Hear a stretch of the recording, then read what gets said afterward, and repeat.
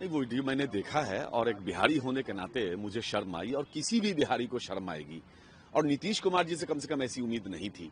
लेकिन आप कहते हैं ना कि जो संघत होता है ना, वो संघत का मामला है। और आपने देखा होगा कि एक नवीन बाबू जो मुख्यमंत्री थे उड़ीसा के, एक हाथ हिल जाने की वजह से उसको कितना बड़ा मुद्दा बनाया और बना करके उनको सत्ता से बाहर करने का काम किया, जो उनके साथ सालों से उनके साथ रह रहे थे। तो ये भाजपा है और ये भाजपा जानबूझ करके, मैं आपको दावे के साथ कह सकता हूं कि ये काम किसी भाजपा नेता के साथ हो रहा होता, भाजपा नेता ने ये काम किया होता तो इस तरह से नेशनल न्यूज नहीं बनता। भाजपा ने इस न्यूज को बनाया है सिर्फ उनको बीमार घोषित करने के लिए। और आपको पता होगा कुछ दिन पहले जदयू के दो बड़े नेता अमित शाह से मीटिंग किए थे। ये बाहर खबरें भी चली थी कि भाई नीतीश कुमार की जगह किसको बनाया जाए, क्या किया जाए, नीतीश कुमार जी को कैसे हटाया जाए। तो ये सारी रणनीति बना रहे थे। तो उसी रणनीति का ये एक हिस्सा है। और उनकी जो भुजा पार्टी है नीतीश जी की, उस भुजा पार्टी ने किस तरह से आपस में तय किया कि कैसे नीतीश जी को एक बीमार और क्या क्या साबित करके उनको कैसे किनारे लगाया जाए। और अफसोस की बात है, नीतीश कुमार जी को जिस तरह से भाजपा एक बीमार घोषित करके और बीमार साबित करके उनको बेइज्जत कर रही है और उनके छवि को धूमिल कर रही है, भाजपा ने असल में ये तय किया है उन दोनों जो नेताओं के सेक्रेटरी मीटिंग में कि कैसे जदयू को भाजपा में विलय कराया जाए। तो जदयू को भाजपा में विलय कराने की रणनीति है और इस तरह की हरकत पूरे देश को शर्मसार कर रहा है। बिहार कम से कम इस तरह की चीजों को कभी पसंद नहीं करता है। ये बहुत ही शर्मनाक है कि जिस तरीके से एक महिला को अपमानित करने का काम किया गया। एक अडल्ट महिला है, वो वहां पर आई हैं, पेश हुई हैं, वो क्या कपड़े पहने, क्या पहनावा हो, वो मुख्यमंत्री नहीं डिसाइड कर सकते। ना कोई माता, ना कोई पिता, ना कोई डिसीजन ऐसे ले सकता है पब्लिकली उनको ह्यूमिलिएट करें। ये कुछ नहीं है पर हरासमेंट है और उसका कोई भी बचाव नहीं किया जा सकता है। उनको इसके लिए माफी मांगनी चाहिए।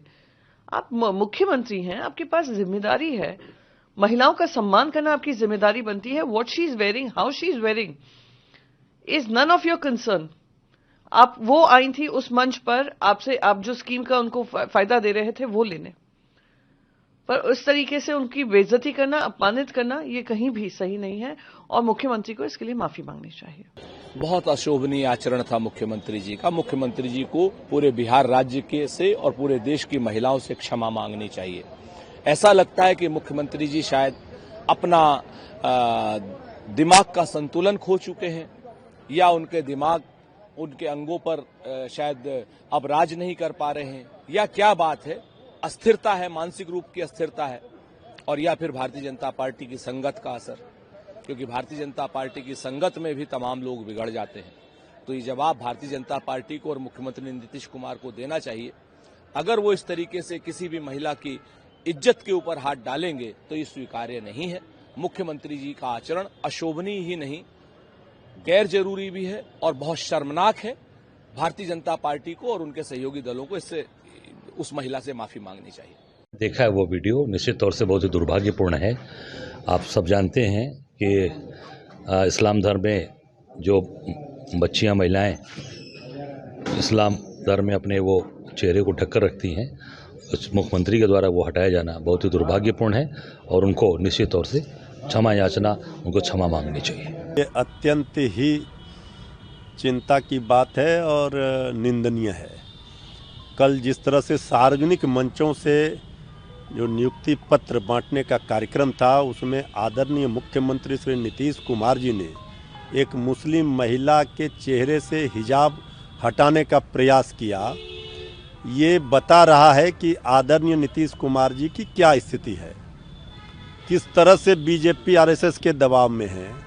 और बीजेपी तो चाहती ही है कि उनको कुर्सी से हटाकर मुख्यमंत्री की कुर्सी हड़पा जाए।